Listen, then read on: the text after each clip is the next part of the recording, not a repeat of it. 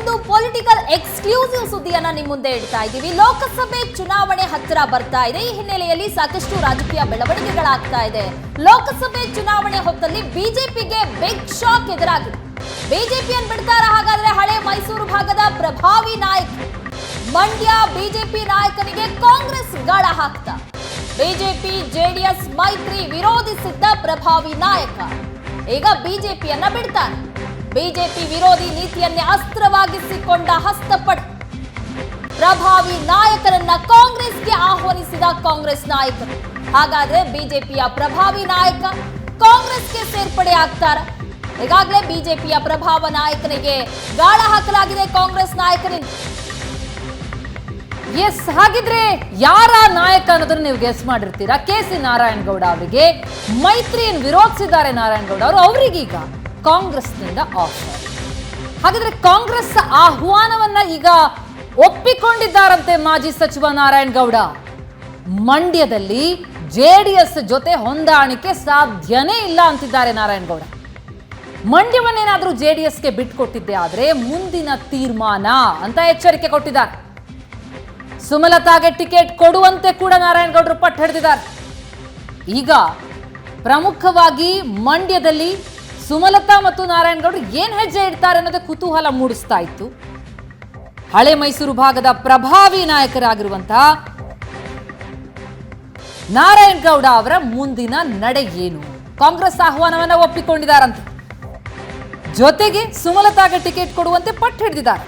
ಹಾಗಿದ್ರೆ ಬಿಜೆಪಿ ಬಿಟ್ಟು ನಾರಾಯಣಗೌಡ ಕಾಂಗ್ರೆಸ್ಗೆ ಸೇರ್ಪಡೆಯಾಗ್ತಾರ?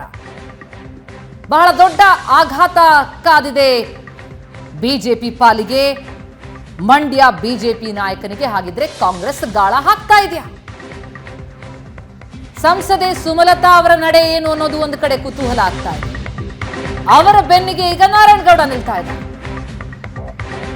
ನಾನು ಜೆಡಿಎಸ್ ಬಿಟ್ಟು ಬಂದವನು ಮತ್ತೆ ಹೊಂದಾಣಿಕೆ ಸಾಧ್ಯನಾ ಅಂತ ಪ್ರಶ್ನೆ ಮಾಡಿದ. ಜೆಡಿಎಸ್ ಬಿಜೆಪಿ ಮೈತ್ರಿಯಿಂದ ನನಗೆ ನೋವಾಗಿದೆ. ಮಂಡ್ಯದಲ್ಲಿ ಮಾಜಿ ಸಚಿವ ಕೆ.ಸಿ. ನಾರಾಯಣಗೌಡ ಅವರ ಹೇಳಿಕೆ ಇದೆ. ಬಿಜೆಪಿ ಬಗ್ಗೆ ನನಗೆ ಗೌರವ ಇದೆ. ಮಂಡ್ಯದಲ್ಲಿ ಬಿಜೆಪಿ ಬಲಿಷ್ಠವಾಗ್ತಾ ಇದೆ. ಈಗ ನಾವೆಲ್ಲ ಚಿಕ್ಕವರಾಗಿದ್ದೇವೆ. ಪಕ್ಷಕ್ಕೆ ನಮ್ಮ ಅಗತ್ಯ ಇಲ್ಲ ಎಂದುಕೊಂಡಿದ್ದಾರೆ. ಮೈತ್ರಿ ಬಗ್ಗೆ ಹೈಕಮಾಂಡ್ ಜೊತೆ ಚರ್ಚಿಸ್ತೀನಿ ಅಂತ ನಾರಾಯಣಗೌಡ ಹೇಳಿದ್ದಾರೆ. ಕಳೆದ ಬಾರಿ ಸುಮಲತಾ ಪರ ಮೋದಿ ಪ್ರಚಾರವನ್ನ ಮಾಡಿದ್ರು. ನಮ್ಮನ್ನು ನಂಬಿ ಸುಮಲತಾ ಬಿಜೆಪಿಗೆ ಬೆಂಬಲ ನೀಡಿದ್ದಾರೆ. ಸುಮಲತಾರನ್ನೇ ಅಭ್ಯರ್ಥಿ ಮಾಡುವಂತೆ ನಾರಾಯಣಗೌಡ ಹೀಗಾಗಿ ಆಗ್ರಹಿಸ್ತಾ ಇದ್ದಾರೆ. ನಾನು ನೋವಿನಲ್ಲಿದ್ದೀನಿ ಅಂತ ಹೇಳಿಕ್ ಬಯಸ್ತಾ ಇದ್ದೀನಿ. ನೋವು ಅಂತ ಹೇಳಿದ್ರೆ ನಾನು ಒಂದು ಪಕ್ಷ ಬಿಟ್ಟು ಬಂದಂಥವ್ರು. ನಾವೆಲ್ಲ ಚಿಕ್ಕವ್ರು ಇರ್ಬೋದು, ಅಗತ್ಯ ಇಲ್ಲ ಅಂತಲೂ ತಿಳ್ಕೊಂಡಿರ್ಬೋದು. ಖಂಡಿತ ಇದು ಹೈಕಮಾಂಡ್ ಲೆವೆಲ್ನಲ್ಗೂ ಹೋಗಿ ಮಾತಾಡಬೇಕು ಅಂತ ನನಗೆ ಆಸೆ ಇದೆ. ಇಲ್ಲಿ ನಮ್ಮ ಕರ್ನಾಟಕದ ಕೆಲವು ನೋಡಿ, ಸುಮಲತಾ ಮೇಡಮ್ಗೆ ಅಲೈನ್ಸ್ ಆದಂಥ ಸಂದರ್ಭದಲ್ಲಿ ಮೋದಿಯವರೇ ಕ್ಯಾನ್ವಾಸ್ ಮಾಡಿದರು, ಅವ್ರು ಗೆದ್ದಿದ್ರು. ಈಗ ನಮ್ಮ ಪಕ್ಷಕ್ಕೆ ಸೇರಿದ್ದಾರೆ ಸುಮಲತಾ ಅವರು. ಅವ್ರ ಬಗ್ಗೆ ನಾವು ಯೋಚನೆ ಮಾಡಬೇಕಾಗ್ತದೆ. ನಮ್ಮನ್ನೆಲ್ಲ ಬಂದಿದ್ದಾರೆ ಸುಮಲತಾ ಅವರು. ಅವ್ರಿಗೇನು ಮಾಡೋದು? ಇನ್ನೂ ತೀರ್ಮಾನ ಏನಾಗಿಲ್ಲ ಅಂತ ಹೇಳ್ತಾ ಇದ್ದಾರೆ. ಸುಮಲತಾ ಮೇಡಮ್ಗೆ ಕೊಡಲಿ ಟಿಕೆಟನ್ನು, ನಾವೆಲ್ಲ ಶ್ರಮ ಪಡೋಣ, ಮತ್ತೊಂದು ಸಾರಿ ಗೆಲ್ಸ್ಕೊಬೇಡೋಣ. ಅಲ್ಲ, ಬಿಟ್ಕೊಡ್ಬೇಕು. ಒಂದನ್ನು ಬಿಟ್ಕೊಟ್ರೆ ಏನು ತೊಂದರೆ? ಬಾಕಿ ಜಾಗದಲ್ಲಿ ಅವ್ರು ಕೇಳ್ತಾ ಇದ್ದಾರಲ್ಲ, ನಮಗೊಂದು ಬಿಟ್ಕೊಡ್ಲಿ.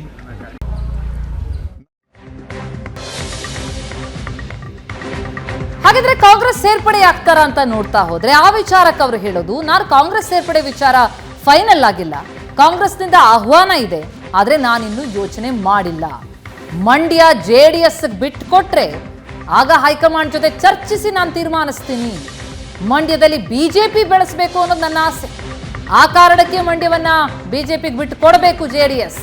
ಹೈಕಮಾಂಡ್ ನನ್ನ ಮನವಿಗೆ ಸ್ಪಂದಿಸುವ ವಿಶ್ವಾಸವಿದೆ ಅಂತಿದ್ದಾರೆ ನಾರಾಯಣಗೌಡ. ಕಾಂಗ್ರೆಸ್ ಸೇರ್ತಾರೆ ಅನ್ನೋ ಚರ್ಚೆ ಕೂಡ ಇತ್ತು ದಿನಗಳಿಂದ. ಏನಾಗಿದೆ ಸರ್? ಯಾರು ಸಂಪರ್ಕ ಮಾಡಿದ್ರೆ? ನೋಡಿ, ಇದುವರೆಗೂ ಅದೇನು ಫೈನಲ್ ಆಗಿಲ್ಲ. ನಾನು ಅದನ್ನು ನಿಮ್ಗೆ ಹೇಳಿದ್ನಲ್ಲ, ಅಂಥದ್ದು ಏನಾರ ಇದ್ದರೆ ನಾನು ಮೊದಲು JDS ಬಿಟ್ಟು BJPಗೆ ಹೋಗೋಕೆ ನಿಮ್ಮ ಗಮನಕ್ಕೆ ತಂದಿದ್ದೆ. ನಾನು ಗಮನಕ್ಕೆ ತಂದಿದ್ದೆ. ಆಲೋಚನೆ ಇದೆಯಾ ಸರ್? ಈಗ ಯಾರು ಸಂಪರ್ಕ ಮಾಡಿದ್ರೆ ಮಾತಾಡಿದ್ರೆ ಆಹ್ವಾನ ಕೊಟ್ಟಿದ್ದಾರೆ ಏನು ಕತೆ? ನೋಡಿ, ಕರೆಯೋದಂತೂ ಕರೆದೇ ಕರೀತಾರೆ ಹೈಕಮಾಂಡ್ನಿಂದ. ಯಾಕೆ ಅಂತ ಹೇಳಿದ್ರೆ ನಾನು 3 ಸಾರಿ ಶಾಸಕನಾಗಿದ್ದೀನಿ, ಸಚಿವನಾಗಿದ್ದೆ, ಕರೆದೇ ಕರೀತಾರೆ. ಕರೆದಿದ್ದಾರೆ, ಈಗ ಕರೆದಿದ್ದಾರೆ. ಅಲ್ಲಲ್ಲ, ಆ ರೀತಿ ಭಾವನೆಗಳು ಇದೆ. ಯಾರು ಬಂದರೂ ನೀವು ನೋಡ್ತಾ ಇದ್ದೀರ, ಯಾರು ಬಂದರೂ ನಾವು ವೆಲ್ಕಮ್ ಮಾಡ್ತೀವಿ ಅನ್ನೋ ಒಂದು ಇದಿದೆ. ಇಂಡಿವಿಜುವಲ್ ವೈಯಕ್ತಿಕವಾಗಿ ನಿಮ್ಗೆ ಆಹ್ವಾನ ಇದೆಯಾ ಅಂತ? ಆದ್ರೂ ನಾನು ಅವ್ರಿಗೇನೇನು ಯಾರಿಗೂ ಭೇಟಿ ಆಗಿಲ್ಲ, ಇನ್ನೂ ತೀರ್ಮಾನನೇ ತಗೊಂಡಿಲ್ಲ ನಾನು. ಯಾಕೆಂದರೆ ನಮ್ಮ ಹೈಕಮಾಂಡು ಏನು ನಮಗೆ ಡೈರೆಕ್ಷನನ್ನು ಕೊಡ್ತಾರೆ, ಏನು ಮಾಡಬೇಕು ಅನ್ನೋದನ್ನು ಹೇಳ್ತಾರೆ. ತದನಂತರ ನಾನು ಯೋಚನೆ ಮಾಡ್ತೀನಿ. ತಮ್ಮ ಹತ್ರ ಬಂದು ಭೇಟಿ ಮಾಡಿ ನಾನು ತೀರ್ಮಾನ ತೊಗೊಳ್ತೀನಿ ಅಂತ ಹೇಳಿಕ್ಕೆ ಬಯಸ್ತೀನಿ. ಬೆಳೆಯೋದಕ್ಕೆ ಅವಕಾಶ ಇದೆ ನಮ್ಮ ಪಕ್ಷ ಅಂತ ನಾನು ಹೇಳಿಕ್ಕೆ ಬಯಸ್ತಾ ಇದ್ದೀನಿ. ಅದಕ್ಕೆ ಅವಕಾಶ ಮಾಡಿಕೊಳ್ಳಿ. ಬೇರೆ ಕಡೆ JDSನವ್ರು ಬೇರೆ ಕಡೆ ನಿಂತ್ಕೊಂಡ್ರೆ ನಮ್ಮದೇನು ಅಭ್ಯಂತರ ಇಲ್ವಲ್ಲ. ಮಂಡ್ಯ ಜಿಲ್ಲೆನೂ BJP ಬೆಳೆಸಬೇಕು ಅನ್ನೋದು ನನಗೆ ಆಸೆ ಇದೆ. ಯಾಕೆಂದರೆ ನಾನು ಬಂದಂಥದ್ದು ಈ ಪಕ್ಷವನ್ನು ಬೆಳೆಸಬೇಕು ಅನ್ನೋ ಭಾವನೆಯಿಂದ ನಾನು ಬಂದಂಥವ್ನು. ಹೈಕಮಾಂಡು ಆ ಟೈಮ್ನಲ್ಲಿ ನನಗೆ ಶಕ್ತಿಯನ್ನು ತುಂಬುವಂಥ ಮಾತುಕತೆಗಳನ್ನು ಮಾಡಿದರು. ಅದನ್ನು ಕೇಳಬೇಕಾಗ್ತದೆ, ಕೇಳಿ ತೀರ್ಮಾನ ತಗೊಳ್ಳೋಣ. ಕಡೆಯದಾಗಿ ಹೈಕಮಾಂಡ್ ನಿಮ್ಮ ಬೇಡಿಕೆಗಳು ಈಡೇರಿಸುವ ವಿಶ್ವಾಸ ಇದೆಯಾ ನಿಮಗೆ? ನಿಮ್ಮ ಮಾತು ಕೇಳುತ್ತೆ ನೋಡೋಣ. ಏನಷ್ಟು ಡೀಟೇಲ್ಸ್ ಅನ್ನ ನೀಡ್ತಾರೆ ನಮ್ಮ ರಿಪೋರ್ಟರ್ ನಂದನ್. ಈಗ ಸಂಪರ್ಕದಲ್ಲಿದ್ದಾರೆ. ನಂದನ್, ಬಿಜೆಪಿ JDS ಜೊತೆ ಲೋಕಸಭಾ ಚುನಾವಣೆಗಾಗಿ ಮೈತ್ರಿ ಮಾಡ್ಕೊಳ್ತು ಅಂತ ಅಂದಾಕ್ಷಣನೇ ಮಂಡ್ಯದ ಕತೆ ಏನು ಅನ್ನುವಂಥ ಪ್ರಶ್ನೆ ಎದುರಾಗಿತ್ತು. ಅದರಲ್ಲೂ ಪ್ರಮುಖವಾಗಿ ಸುಮಲತಾ ಮತ್ತು ನಾರಾಯಣಗೌಡರ ನಡೆ ಏನಾಗಿರುತ್ತೆ ಅಂತ ಅನ್ನೋದು. ಸುಮಲತಾ ಅವರು ನಾನು ಸ್ಪರ್ಧೆ ಮಾಡಿಯೇ ತೀರ್ತೀನಿ ಅನ್ನುವಂಥ ಹೇಳಿಕೆಯನ್ನು ಅವರ ಆಪ್ತರಿಂದ ಹೇಳಿಸಿದ್ದಾರೆ. ಈಗ ನಾರಾಯಣಗೌಡರ ಹೇಳಿಕೆ ನೋಡ್ತಾ ಇದ್ರೆ ಸುಮಲತಾ ಪರ ಬ್ಯಾಟಿಂಗ್ ಒಂದು ಕಡೆ, ಮತ್ತೊಂದೆಡೆ ಮೈತ್ರಿ ಬಗ್ಗೆ ನೋವಿದೆ ಅನ್ನೋದು ಹೇಳಿಕೆ ಮತ್ತೊಂದು ಕಡೆ ಗಮನಿಸ್ತಾ ಹೋದ್ರೆ ನಾರಾಯಣಗೌಡರ ನಡೆ ಏನು, ಅವರೊಂಥರ ಅವರ ಹೇಳಿಕೆ ಒಂದು ಸ್ಪಷ್ಟವಾಗಿ ಗೋಚರ ಆಗ್ತಾ ಇಲ್ಲ. ಕಾಂಗ್ರೆಸ್ ಕಡೆ ವಾಲ್ತಾರ, ಇನ್ನೂ ಕೂಡ ಅವರು ನಿರ್ಧಾರಕ್ಕೆ ಬಂದಿಲ್ವಾ ಅಥವಾ ಎಚ್ಚರಿಕೆಯನ್ನ ಕೊಡ್ತಾ ಇದ್ದಾರಾ ಬಿಜೆಪಿಗೆ?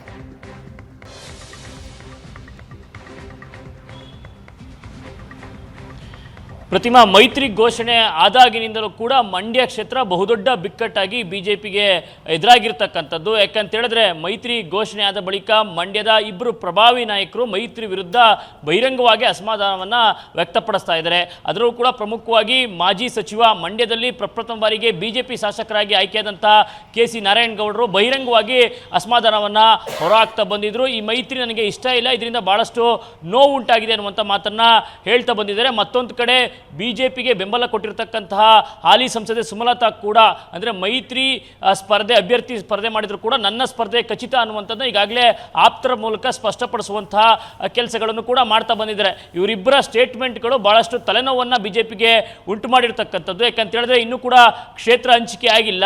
ಈಗಾಗಲೇ ಮೂಲಗಳ ಪ್ರಕಾರ ಮಂಡ್ಯ ಕ್ಷೇತ್ರವನ್ನು JDSಗೆ ಬಿಟ್ಕೊಡ್ತಾರೆ ಅನ್ನುವಂತಹ ಮಾಹಿತಿಗಳು ಕೂಡ ದಟ್ಟ ಆಗ್ತಾ ಇರುವಂಥದ್ದು. ನಿನ್ನೆ ಅಷ್ಟೇ ನಾರಾಯಣಗೌಡರು ಕೊಟ್ಟಿರ್ತಕ್ಕಂತಹ ಹೇಳಿಕೆಗಳನ್ನು ಕೂಡ ಗಮನಿಸಿದ್ರೆ, ಒಂದು ವೇಳೆ JDSಗೆ ಮಂಡ್ಯವನ್ನು ಬಿಟ್ಟುಕೊಟ್ರೆ ನಾನು ನನ್ನ ಮುಂದಿನ ತೀರ್ಮಾನವನ್ನು ತಿಳಿಸ್ತೀನಿ ಎನ್ನುವಂತಹ ಎಚ್ಚರಿಕೆಯನ್ನು ಬಿಜೆಪಿಗೆ ಕೊಟ್ಟಿರ್ತಕ್ಕಂಥದ್ದು.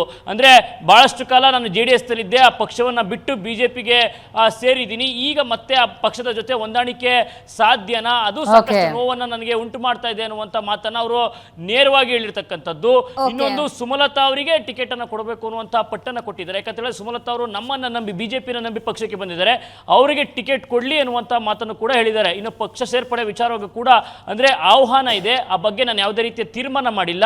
ಒಂದು ವೇಳೆ ಮಂಡ್ಯವನ್ನು JDSಗೆ ಬಿಟ್ಟು ಕೊಡೋದಾದರೆ ಹೈಕಮಾಂಡ್ ಜೊತೆ ಚರ್ಚಿಸಿ ನಾನು ಮುಂದಿನ ತೀರ್ಮಾನವನ್ನು ತಿಳಿಸ್ತೀನಿ ಅನ್ನುವಂಥ ಎಚ್ಚರಿಕೆಯನ್ನು ಬಿಜೆಪಿಗೆ ಈಗಾಗಲೇ ನಾರಾಯಣಗೌಡರು ತಮ್ಮ ಹೇಳಿಕೆಗಳ ಮೂಲಕ ಕೊಟ್ಟಿರ್ತಕ್ಕಂಥದ್ದು. Pratima, yes, thank you so much Nandan ತಮ್ಮೆಲ್ಲ ಮಾಹಿತಿಗೆ. ಒಟ್ಟಾರೆ ಮಂಡ್ಯ ಪ್ರತಿ ಕ್ಷಣವೂ ಕೂಡ ಕುತೂಹಲವನ್ನು ಹೆಚ್ಚಿಸ್ತಾ ಇದೆ. ಯಾರಾಗ್ತಾರೆ ಅಭ್ಯರ್ಥಿ, ಮೈತ್ರಿ ಅಭ್ಯರ್ಥಿ ಯಾರು, ಜೊತೆಗೆ ಕಾಂಗ್ರೆಸ್ ಯಾರನ್ನ ಕಣಕ್ಕಿಳಿಸುತ್ತೆ, ಸುಮಲತಾ ಅವ್ರ ನಿರ್ಧಾರ ಏನಾಗುತ್ತೆ, ಕುತೂಹಲ ಇದೆ ಅನ್ಸುತ್ತೆ.